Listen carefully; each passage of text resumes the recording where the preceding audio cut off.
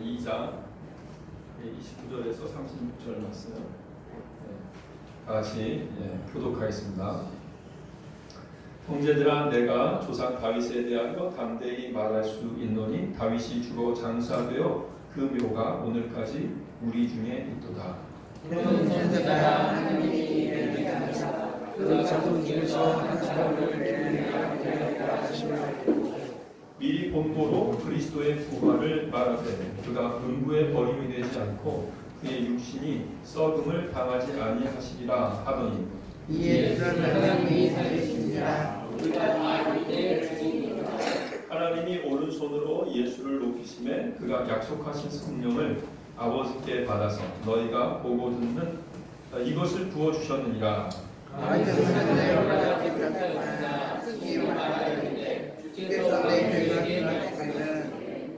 내가 내 원수로 내 발등상이 되게 하기까지 너는 내 우편에 앉아 있으라 하셨도다 하였으니 이스라엘 오직으로 다시 알지니 너희가 십자가에 못 박은 이 예수를 하나님이 주와 그리스도가 되게 하셨느니라 하니라. 아멘. 할렐루야. 하나님 아버지, 오늘도 우리에게 말씀하시는 그 말씀 가운데 살고 또 열매 맺고 승리할 수 있도록 능력으로 역사하여 주시옵소서. 감사하며 예수 이름으로 기도합니다. 아멘. 오늘 말씀을 보면은 먼저는 우리가 30절의 말씀을 보면은 그는 선지자라. 이제 베드로가 다윗을 선지자라고 얘기했죠. 다윗을 선지자라고 말할 수 있는 이유는 다윗이 이미 시편에 많은 예언의 말씀을 남겼고 그 예언의 말씀이 아주 중요한 역할을 합니다. 그렇기 때문에 다윗은 선지자인 것이 맞는 거죠.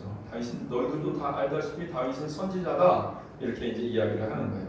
하나님이 이미 맹세하사 그 자손 중에서 한 사람을 그 위에 앉게 하리라 하심을 알고 다윗이 성전 건축을 하겠다. 하나님의 그 법궤가 천막에 여전히 있으니 너무 안타깝단 말이죠. 그래서 이 성막이 아닌 성전으로 건축하겠다 이렇게 하나님께 이제 고백을 하니까 나단을 통해서 하나님 뭐라 그러시죠? 넌 말고 너의 후손 중에서 성전을 건축할 뿐만 아니라 영원한 그 왕권을 이을 견고한 왕권, 영원히 세워지는 왕권을 이을 자가 있을 것이다. 이렇게 나단을 통해서 하나님께서 말씀을 하시죠. 처음에는 다윗이 솔로몬인가 했어요. 그렇지만 사실은 다윗도 알았죠. 솔로몬을 말하는 것이 아니라는 사실이요. 솔로몬을 말하는 것이 아니라 다윗의 후손 중에서 그리스도가 메시아가 난다는 그런 메시지인 것을 이후에 다윗이 곰곰이 묵상하는 중에 이후에는 이제 깨닫게 됩니다. 아, 내 후손 중에서 하나님께서 예비하신 그 메시아가 나는구나. 다윗은 이 메시아와 익숙하죠. 늘 우리가 지난주에 말씀 나왔던 것처럼 늘 하나님과 함께 동행하는 사람은 결국은 이 그리스도, 이 메시아와 함께 동행하는 삶을 사니까요. 다윗은 늘 그렇게 하나님과 함께 동행하며 살았기 때문에 익숙합니다. 바로 이 메시아가 바로 나와 늘 동행했던 하나님과 함께 동행할 때 나에게 말씀하신 이 메시아가 나의 후손 중에 태어나는구나. 이렇게 다윗은 확신하게 되죠. 그리고 그가 죽었다가 부활한다는 것까지 확신하게 됩니다. 자녀들을 볼 때 여러분은 어떤 눈으로 봅니까? 사실은 하나님께서 다윗에게 너의 자녀 때에 메시아가 날 거다라는 메시지가 유대인들의 그 자녀를 보는 그 교육관에 엄청난 영향을 끼칩니다. 아브라함이 이삭을 낳고 이삭을 하나님 앞에 드림으로써 그 이삭이 하나님의 것입니다 라고 고백하는 것, 그것이 많은 영향력을 끼쳤지만 또 큰 영향력을 끼친 것이 바로 유대인들의 교육에, 자녀교육에 가장 큰 영향을 끼친 게 바로 내 자녀 중에 메시아가 태어난다고 하는 바로 이 개념이에요. 그래서 그 이후에 많은 그 이스라엘의 그 부모들은 자신의 자녀가 메시아까지는 아니래도 메시아를 예비하거나 혹은 그 시대의 메시아의 역할, 즉 다시 말해서 시대를 구원하는 역할로 하나님께서 세우셨을 것이다 라는 기대와 믿음을 가지고 자녀를 양육하는 그런 전통이 생기는 거죠. 그래서 유대인들의 자녀 교육에서는 자녀를 상당히 중요하게 생각합니다. 그 당시에 이방인들, 가나안 사람들이나 애굽 사람들은 본능적으로 자녀를 중요하게 물론 생각을 하죠. 그렇지만은 유대인들처럼 그렇게 중요하게 생각하진 않죠. 유대인들은 자녀를 매우 중요하게 생각하는데 어떤 관점으로 중요하게 생각하냐면 이 자녀는 내 자녀가 아니라 하나님의 자녀인데 하나님께서 나에게 잠시 맡겨주신 자녀다라고 그들은 믿었고 생각했고, 그래서 이 자녀에게 너의 진정한 아버지는 바로 하나님이야 라고 가르치는 게 바로 유대인 교육의 핵심입니다. 너의 자녀는 내가 아니라, 너의 부모는 내가 아니라 하나님이다. 너는 하나님을 믿고 성장해야 돼 라고 가르치는. 그래서 유대인 자녀교육법에서 뭐 여러 가지가 있어요. 그 중에서 가장 많이 알려진 방법 중에 한 가지가 이제 3살 때 시작을 해요. 3살에 시작하는데 자녀교육에 대해서 잠깐 얘기를 하고, 제가 언제 얘기할 기회가 없기 때문에 이렇게 나왔을 때 얘기를 좀 드리겠습니다. 3살 때부터 이제 교육을 시키는데, 원래 유대인 자녀교육은 아빠가 하는 거예요. 원래 자녀교육은 아빠가 하는 것이고, 나중에 아빠가 생계 때문에 이렇게 자녀교육을 할 수 없게 되니까 부득불 이제 엄마가 맡아서 또 많이 하게 되죠. 그런데 원칙상으로는 아빠가 하는 겁니다. 왜냐하면 아빠는 그 가정의 가정교회의 제사장이기 때문에. 그래서 아빠가 자녀를 이제 교육하는 거예요. 3살이 되면 이제 교육이 시작됩니다. 그때부터 이제 아빠와의 면담이 시작되는 거예요. 예, 일주일에 뭐 한 번 뭐 이런 식으로 아빠와 이제 면담 시간을 가져요. 교육하는 시간이에요. 그러면 자녀한테 제일 처음 시작할 때 이제 계단 바깥에 나와서 이제 계단에 올라가는 거예요. 계단에 한 계단 올라가는 거예요. 자, 한 계단 올라가잖아요. 그러면 아빠한테 뛰어내려. 그러면 살짝 겁을 먹겠죠. 확 뛰어내리니까. 그러면 괜찮아, 알아줄 테니까 걱정하지 마, 뛰어내려. 그러면 이제 아이가 아빠한테 확 뛰어내려요. 그러면 스릴이 있으니까 너무 재밌어서 막 웃겠죠. 막 웃고. 그 다음에 자, 이거는 계단 2개 올라가니까 2개 올라가서 또 뛰어내려. 또 뛰어내린단 말이죠. 또 뛰어내린 다음에 또 막 웃겠죠. 자, 이번엔 3계단, 3계단을 올라가요. 예, 아시는 분 아시겠지만 3계단 올라가라고 하고서 아빠한테 또 뛰어내리라는 거예요. 첫 번째, 두 번째 다 아빠가 다 받아줬으니까 세 번째도 당연히 받아줄 거라 생각하고, 예, 용기 있게 확 뛰어내리는 거예요. 근데 아빠가 확 피해. 왜? 애기가 예, 그 바닥에 그냥 팍 엎어지는 거죠. 그러면 뭐 피가 날지도 몰라요. 그러니까 예, 그래서 자녀 교육은 이렇게 좀 아픔을 경험하면서 시켜야 되는 그런 것도 있어요. 약간 좀. 그런데 그렇게 해서 이제 아이가 이제 막 울면서 속으로 뭐라고 생각하겠습니까? 속으로 이 세상에 믿을 하나 없어, 뭐 이러겠죠. 그러면서 이제 교육을 시키려고 이제 교육하는 장소에 갑니다. 아이 방에 가서 뭐 다락방이나 이런 데 가서 이제 잘 닦인 다음에 이제 과자를 놓고 앞에, 그 다음에 이제 교육을 시작합니다. 그 교육의 시작은 다른 게 아니에요. 이 세상에서 너는 아무도 믿어서는 안 된다. 아무도 의지하려고서는 안 된다. 너가 의지할 분은 오직 하나님밖에 없다. 아버지도 아빠인 나도 최선을 다해서 너를 도와주겠지만 오늘을 잊지 마라. 내 아빠도 너를 온전하게 도와줄 수는 없다. 너를 도와줄 수 있는 분은 오직 너의 진정한 아버지, 너를 이 땅 가운데 태어나게 만드신 분, 너를 온전하게 다 온전히 아시는 분, 그분 하나님밖에 없다. 이게 유대인 교육의 핵심입니다. 그리고 여기서 다 파생돼요. 어렸을 때 모든 교육들은 어떻게 하면 하나님을 자신의 진정한 아버지라고 느끼게 만들까 하는 부분에서, 그리고 하나님을 자신의 아버지라고 느끼고 이 세상에 아무도 내가 의지할 대상은 없고 오직 하나님만 의지하며 나는 살아야 돼 라고 생각하면서 살 수 있도록 스스로 자신의 인생을 스스로 개척하는 방법으로 만들어주는 거예요. 그리고 그의 마음의 마인드, 생각의 중심을 어떻게 해요? 오직 하나님만 의지하고 신뢰하게 만들어주면서 교육은 이제 시작되는 거죠. 네. 네. 저는 여러분들이 모두가 다, 우리 모두가 다 하나님만을 신뢰하며 의지하며 나아가는 여러분과 저를 간절히 바랍니다. 우리는 모두가 다 불완전한 존재들입니다. 예. 그리고 우리의 신앙은 바로 하나님과 직접적인 목사님을 의지한 신앙이 아니라 여러분이 말씀과 기도 안에서 열심히 기도하고 말씀과 기도하고 대화하고 하나님께 묻고 하면서 하나님과 여러분과의 사이에서 바로 교제가 일어나야 되고 하나님의 은혜가 있어야 된다는 거죠. 물론 목회자가 여러분을 도와주기는 하지만 그렇지만 그 목적은 뭐냐? 여러분 홀로 하나님의 말씀을 들을 수 있고 알 수 있고 스스로 하나님과 동행하는 삶을 살아갈 수 있도록 하기 위해서인 것입니다. 그런데 많은 기독교 신자들이 수동적이고 자신의 구원에 대한 부분을 교회 혹은 목회자에게 맡겨버렸어요. 생각도 안 해요. 나는 저 목사님 설교를 항상 들으니까 나는 저 교회에 소속돼 있으니까 나는 당연히 구원받았지 이렇게 생각을 한단 말이죠. 하나님의 나라에 가면 뭐예요? 예수님을 찾을 수 없죠. 그리고 예수님이 그러시겠죠. 내가 그는 알겠는데 너는 모르겠다. 이렇게 되겠지. 이 땅 가운데서 여러분이 친히 여러분 스스로 직접 하나님을 만나고 예수님을 만나고 하나님을 여러분이 직접 아버지라고 부르고 도와달라고 하고 그러면서 여러분의 신앙이 성장하게 되길 간절히 바랍니다. 그래서 유대인의 자녀 교육의 핵심이 뭐냐면요. 세상은 나의 자녀를 양육할 수 없다. 나의 자녀는 바로 우리 이 가정에서 바로 내가 양육한다. 자녀는 바로 가정이 양육한다. 그리고 공동체가 돕는다.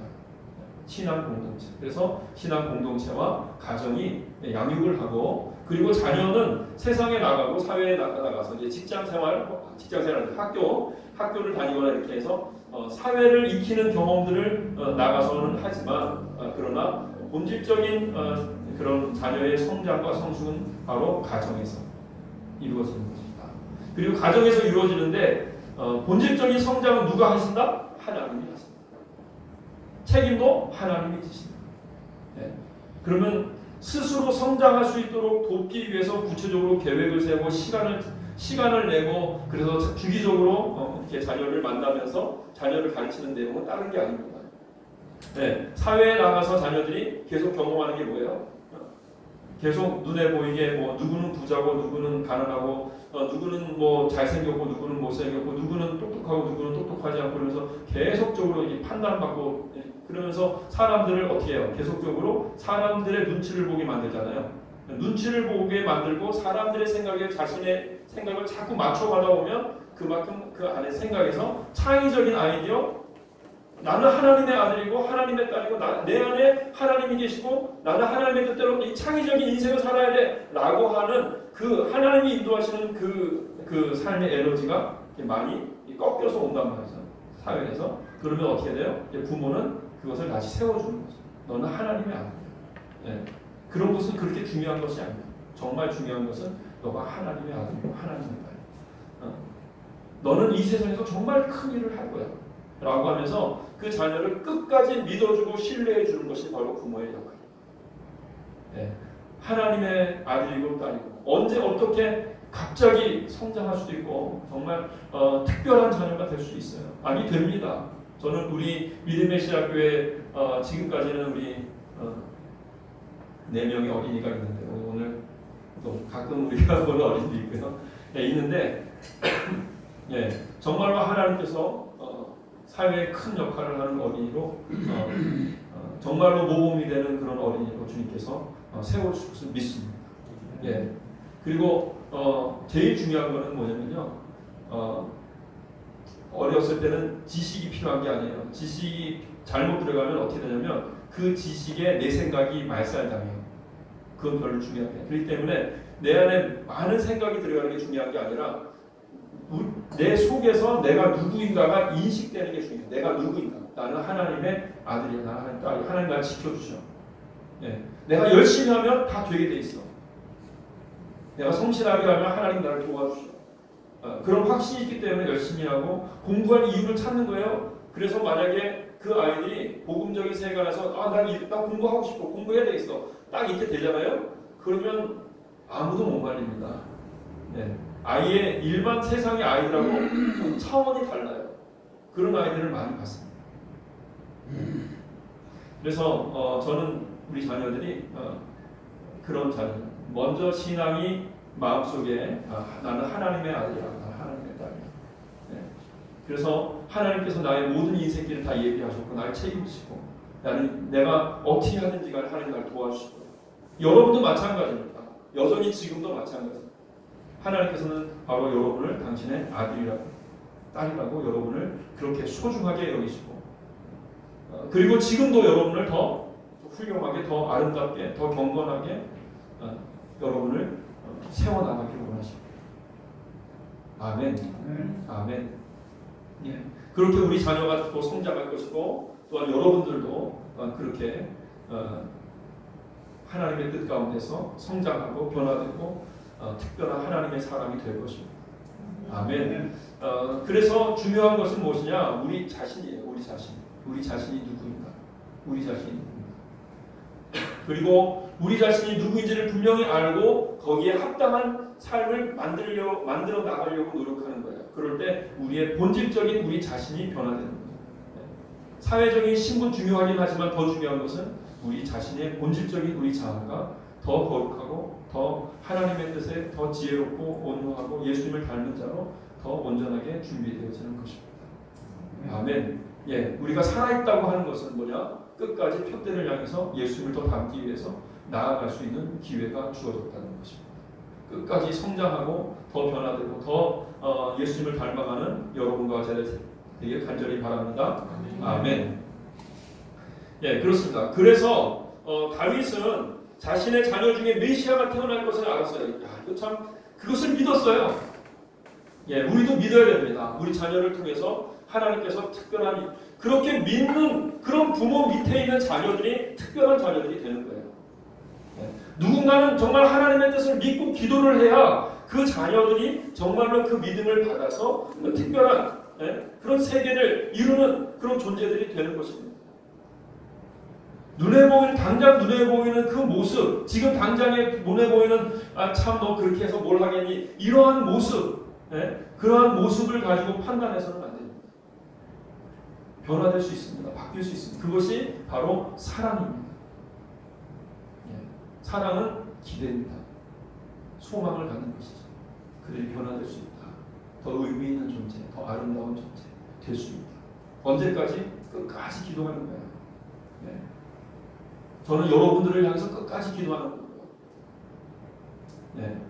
리더십은 바로 어디서 주어지느냐? 끝까지 소망을 가진 자에게 주어지는 것입니다. 소망을 가진 자. 하나님이 살아계시기 때문에 끝까지 우리의 자녀들 그리고 우리의 인생, 우리의 사업, 우리의 가정 소망이 있습니다. 예. 우리 자신만 보고 너무 쉽게 포기하거나 절망하거나 안 될 거야. 예. 안 될 거니까 그러니까 그냥 이제 이만큼에서 나 그냥 먹고 사는 것만 그냥 해야지. 바로 이런 모습은 불신앙적인 모습입니다. 예. 될 거라고 믿고 그리고 계속 기도합니다. 그리고 이루어지는 것이죠. 어디서부터 이루어집니까? 바로 우리 자신의 삶이 변화되는 것. 어떻게 변화되는 것? 우리 자신이 완전하게 내가 정말 하나님의 자녀구나. 하나님 정말 나를 도우시는구나. 이런 어떤 확신들이 우리 안에 생기는 거죠. 그러면서 기도하면서 이루어지는 것을 실제로 경험하게 되는 거죠. 예. 그렇습니다. 다윗은 자신의 자녀 중에서 메시아가 태어날 것을 알았고 그리고 그 메시아가 태어나서 이 땅 가운데서 죽고 부활할 것까지 알았어요. 그리고 그것을 시편에 다 적어놓습니다. 네. 한동안 이스라엘 사람들은 이것을 다윗의 이 시편을 해석해내지 못합니다. 도대체 무슨 뜻인지를 몰라요. 언제 해석해내는지 아십니까? 이스라엘이 완전히 멸망하고 예루살렘 성벽이 다 무너지고 다 없어지고 그리고 나니까 이제 이게 해석이 되는 거예요.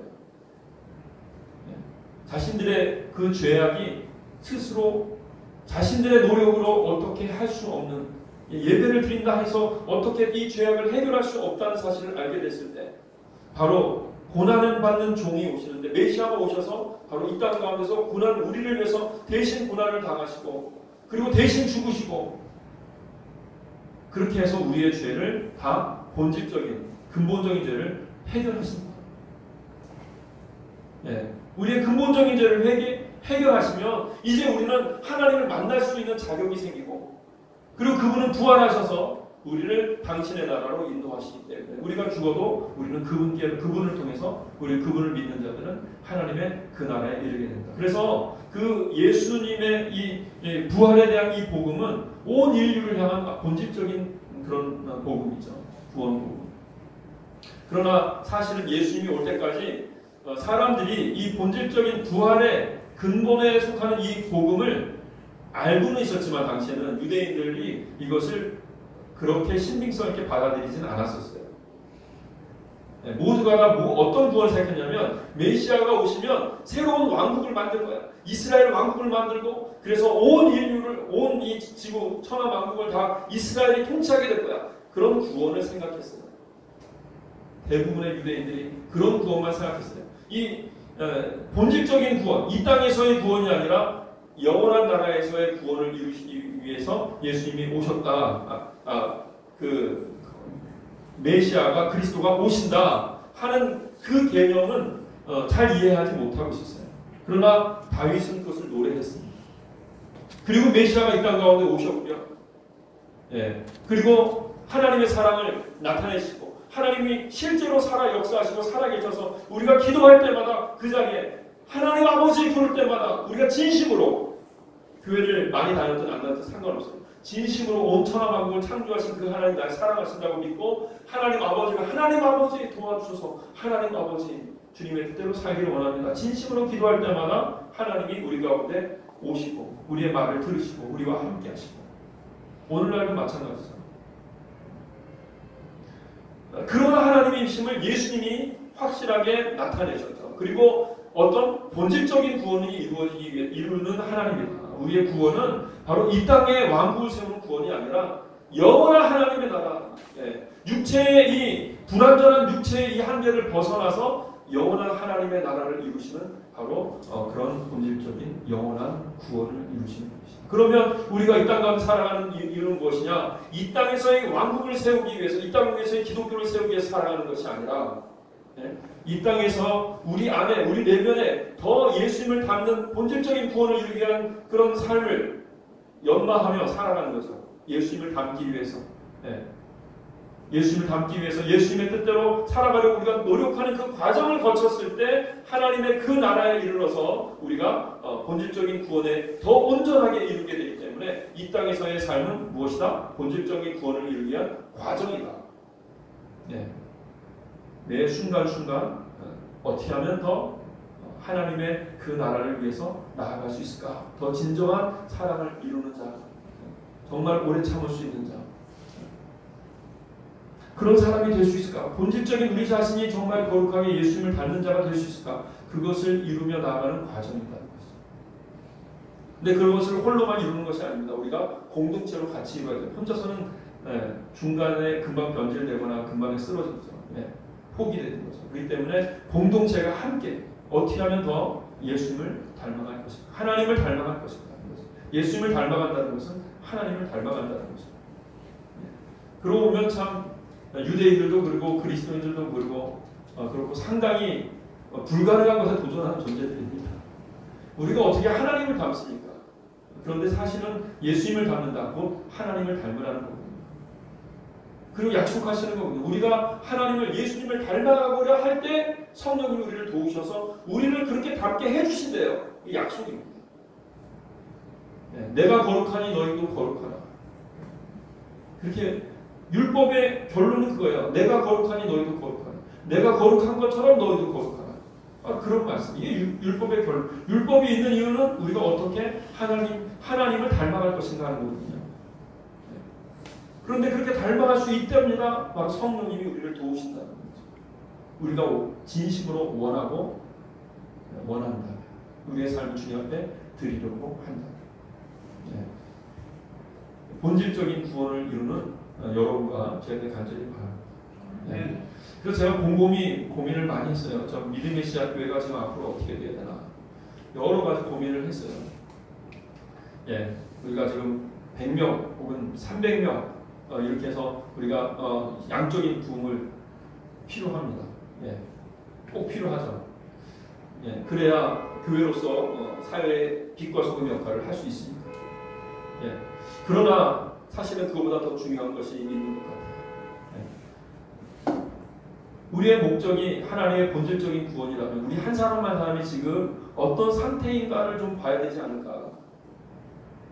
예, 저 자신부터 지금 김용국 목사가 어떤 상태인가. 예, 지금 여러분 자신을 보는 거예요. 여러분 자신이 지금 어떤 상태인가. 지금 이 상태로 괜찮은가. 예, 형편없진 않은가. 예수님을 닮아가기 위해서 더 정말 노력해야 되지 않을까. 너무나 쉽게 세상의 삶에 안일하게 만족하고 있지는 않을까. 그런 부분을 생각하게 됩니다.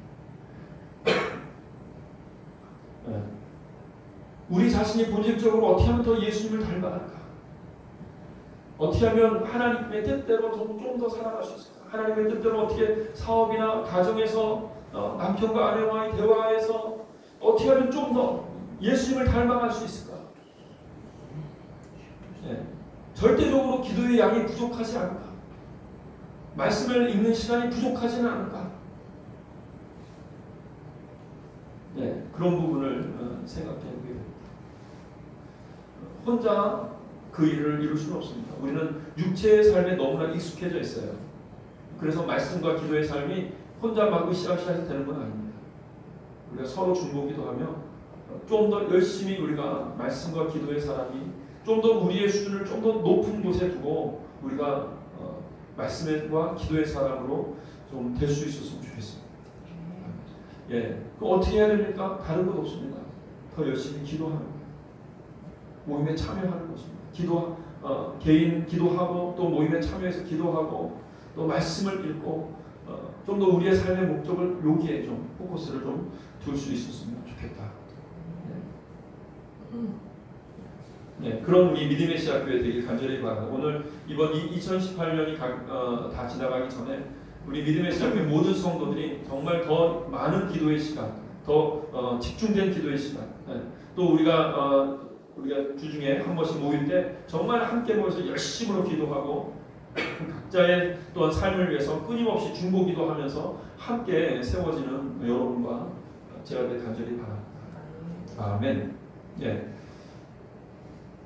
그 다음에 구절을 보면 33절 말씀 한번 읽어볼게요. 33절 말씀 가르치겠습니다. 시작. 하나님이 오른손으로 예수를 높이심에 그가 약속하신 성령을 아버지께 받아서 너희가 보고 듣는 이것을 부어주셨느니라. 아멘. 예, 그래서 하나님께서 예수님을 부활시켜서 하나님 우편에 앉히셨어요. 하나님의 우편에 앉히셨다는 얘기는 예수님을 통해서 온 세계를 통치하신다는 거예요. 근데 예수님을 통해서 온 세상을 통치하시면서 어떻게 통치하시냐? 예수님이 일일이 그러면 이제 온 세상에 벌어지는 일들 가운데 관여하면서 통치를 하는데 무엇을 통해서? 성령을 통해서. 그래서 뭐예요? 하나님이 그 성령을 예수님께 주십니다. 그리고 예수님은 그 성령을 누구에게 줘요? 여러분에게 부어주시는 겁니다. 그래서 그 성령을 통해서 이 온 인류의 그 흐름과 역사를 이루시는 것입니다. 아멘. 예. 그래서 그리스도인은 바로 성령을 통해서 말하고 성령을 통해서 사역하고 성령을 통해서 일을 하는 것입니다. 기도하며 성령의 능력으로. 예. 그리고 바로 이 성령을 예수님께서 성령을 주신 거예요. 그래서 예수님께서 성령을 우리에게 주기 때문에 우리가 예수 이름으로 성령을 받습니다. 예수를 믿는 믿음 안에서 성령을 받습니다. 그리고 이 성령을 예수의 이름으로 사용합니다. 성령의 능력으로 나아가는 것이죠. 그리고 이것이 증거입니다. 예수님이 부활하신 증거이신 거죠. 당시에 이스라엘에는 두 가지 관점이 항상 있었어요. 이걸 아까 말씀을 드렸고요. 그 다음 내용으로 넘어가겠습니다. 34절 말씀, 34절, 35절 같이 읽겠습니다. 시작. 다윗은 하늘에 올라가지 못하였으나 친히 말하여 이르되 주께서 내 주에게 말씀하시기를 내가 내 원수로 내 발등상이 되게 하기까지 너는 내 편에 앉아있으라 하셨구나. 아멘. 그래서 예수님을 옆에 두시고 결국에는 어떻게 하실 거예요? 예수님을 예수님을 높이셔서 하나님께서 예수님의 그 통치하시는 것을 통해서 하나님은 온 만물의 주권자시죠. 그래서 하나님께서 예수님의 통치를 통해서 하나님께서 이 땅의 모든 이들을 다 예수 그리스도의 발 아래 두시겠다는 거죠. 발 아래 두게 하겠다는 거죠. 예. 예수님을 왕으로 온전하게 세우시겠다는 거죠. 예. 그러므로 예수를 믿고 예수의 뜻에 순종해서 살아가는 모든 사람들은 대박입니다. 예. 많은 사람들이 이제 정치를 하면서 박근혜 대통령 밑에 다들 줄을 많이 섰던 것 같아요. 그래서 끝까지 막 이렇게 그런 부분들이 있었던 것 같아요. 예. 사람들이 이렇게 줄을 섭니다. 그러면 누구 밑에 줄 서면 안전하겠지. 또 다른 사회생활하는 지혜일 수도 있어요. 예. 그러면서 사람들이 줄을 서는데 여러분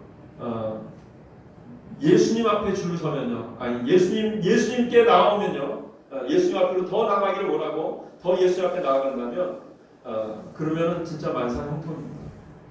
물론 과정 중에 우리가 연단을 받는 과정들은 무조건 물론 있겠지만 결국엔 무조건 성공입니다. 30배, 60배, 100배로 결실하게 되어 있습니다. 아멘. 예, 그 다음 구절에 보면 36절 말씀 읽겠습니다. 30절 시작. 그런즉 이스라엘 온 집은 확실히 알지니 너희가 십자가에 못 박은 이 예수를 하나님이 주와 그리스도가 되게 하셨느니라 하니라. 예, 이스라엘 백성들에게 말하는 거예요. 이스라엘 온 집은 확실히 알지니 하면서 유대인들에게 하는데 너희가 십자가에 못 박은 이 예수를 한 사람의 의인이 죽어서 많은 사람이 구원을 받으면 옳다라고 제사장이 얘기했죠. 거기서 말하는 구원은 이 땅에서의 구원이죠. 어쨌든 그러면서 예수님 한 사람의 의인을 그렇게 죽였잖아요. 그런데 그 예수를 하나님이 주와 그리스도가 되게 하셨다. 그리스도가 되게 하셨다. 유대인들에게는 이게 아주 무서운 말이에요. 여러분은 잘 무섭게 안 다가오죠. 예. 유대인들에게 그리스도, 메시아 하면은 은혜가 생각나지 않아요, 사실. 그리스도, 메시아 하면 무슨 생각이 나냐면 심판이 생각나요. 심판. 그리스도, 하나님께서 너희 앞에 메시아를 세울 거다라고 처음 얘기했던 사람이 모세. 그리고 모세가 이야기합니다. 너희 앞에 나 같은 선지자, 그리스도, 메시아를 세울 것인데 그의 말을 듣는 자는 구원을 받을 것이고 그의 말을 듣지 않는 자는 망할 것이다. 멸망할 것이다. 이렇게 예언을 했어요. 모세가. 그래서 이스라엘 사람들은요. 메시아 그러면 그 메시아 앞에서 바로 삶과 죽음이 나누어진다고 생각했어요. 마지막 때에 하나님의 심판은 이 메시아를 통해서 온다. 메시아의 그 말을 듣는 자는 살고 메시아의 그 말을 듣지 않는 자는 망한다. 그래서 세례 요한도 말한 거예요. 예. 심판의 때가 왔다고. 메시아가 온다고.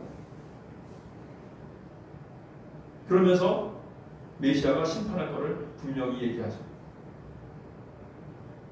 그래서 메시아가 온 시대부터 지금까지는 계속 심판의 시대라고도 보는 것입니다.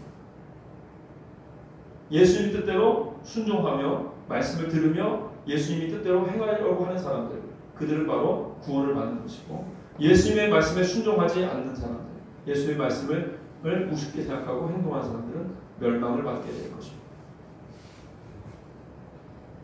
그러므로 여러분 가장 중요한 것은 무엇이냐면요, 예수님의 말씀에 순종하는 것입니다. 네. 이 교회가 잘 되는 것, 뭐 사업이 잘 되는 것, 우리 가정이 잘 되는 것보다 더 중요한 것은 예수님의 말씀에 순종했느냐 하는 것입니다. 당장에는 망하는 것처럼 보인다 할지라도 예수님의 말씀에 순종하는 사람은 무조건 승리합니다. 당장에는 잘 되는 것처럼 보인다 할지라도 예수님의 말씀에 순종하지 않는 사람은 결론은 망하는 거예요. 결론은. 바람에 나는 겨와 같이. 왜 바람에 나는 겁니까? 뿌리가 없죠. 뿌리는 무엇입니까? 굳건한 반석은 오직 예수님만 됩니다. 영원한 하나님의 나라에서 우리의 유일한 반석은 예수님만 됩니다. 예수님은 영원한 하나님 그 차원에서 이 땅 가운데 오셨고 그리고 그곳으로 우리를 인도하시기 위해서 우리에게 말씀을 전해주시고 가신 분이세요. 그리고 지금도 우리를 성령님을 통해서 도와주십니다. 말씀하십니다. 어떻게 하면 우리가 예수님의 반석 위에 굳건하게 설 수 있는지, 뿌리를 내릴 수 있는지, 우리의 삶이 예수님의 삶과 이렇게 엮여질 수 있는지, 한 몸이 될 수 있는지 예수님은 오늘도 우리에게 말씀하십니다. 어떻게 살고 어떻게 말하고 어떻게 행동하고 우리에게 말씀하십니다. 그리고 누구나 믿는 자들은 오래 믿었든 적게 믿었든 지식이 있든 없든 이 상황을 아는 사람, 이 복음을 아는 사람들은 누구나 기도하며 예수님의 음성을 듣습니다. 예수님 말씀하십니다. 그리고 자신의 양심이 그것에 대해서 반응을 합니다. 모든 사람들이 하나님의 음성을 들을 만한 것을 가지고 있습니다. 그러므로 우리 예수님의 말씀에 충성하며 나아가는 여러분과 제가 간절히 바랍니다. 예수님의 제자들은 기도 많이 합니다. 매일 아침마다 기도하고 예수님의 음성을 듣기를 내가 오늘 어떻게 살아야 됩니까? 어떻게 결정해야 됩니까? 또 기도하고 그리고 예수님의 뜻대로 순종하며 살아가는 것입니다. 그렇게 우리가 기도하는 여러분과 제가 간절히 바랍니다. 말씀을 정리합니다. 먼저 우리의 자녀들 그리고 우리 자신이 누구인가? 우리는 하나님의 자녀입니다. 그리고 어쩌면 우리 중에서 메시아와 같은 역할, 이 세상을 구원하고 새로운 시대를 이루는 그런 역할을 행할 수 있는 자들, 행할 사람들도 있습니다. 그러므로 우리 한 사람 한 사람은 매우 소중한 존재들입니다. 수없이 많은 사람들 중에 그저 한 사람이 아니라고. 돈으로, 지식으로, 외모로 평가될 수 없습니다. 우리는 하나님의 소중한 자녀들이고 하나님께서 역사하시고 함께 하시면 언제든지 세상에서 가장 중요한 역할들을 여러분이 감당하게 될 것입니다. 혹시 여러분이 못한다면 여러분의 자녀 혹은 여러분에게 교육받은 누군가가 하게 되어 있습니다. 그러므로 우리 한 사람 한 사람을 이 시대의 메시아로 알고 소중하게 대하고 이야기해 나누는 것이 중요합니다.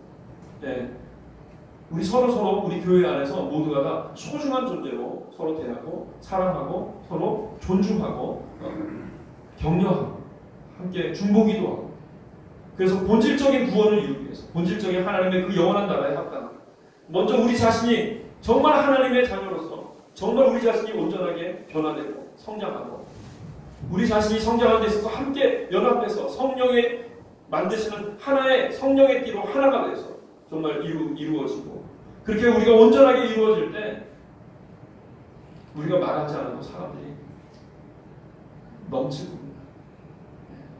되고 하나님께서 우리에게 원하시는 것은 우리 한 사람 한 사람 아직도 부족하다. 너희가 부족하다. 아직도 나를 잃어버리는구나. 아직도 나의 말에 순종하지 않는구나. 주님은 계속적으로 그렇게 말씀하십니다. 여러분에게 말씀하고 계세요. 아직도 아니라고. 아직도 세상의 신을 섬기고 있다. 세상을 의지하고 있다. 하나님을 의지하고 있지 않다. 우리 모두가 다 정말로 하나님만을 어느 정도 정말 의지하는 그런 마음으로 하나가 딱 이루어지면 그러면 그때 제가 300명 갑시다 이렇게 선포하겠습니다. 그러나 곧 될 것 같아요.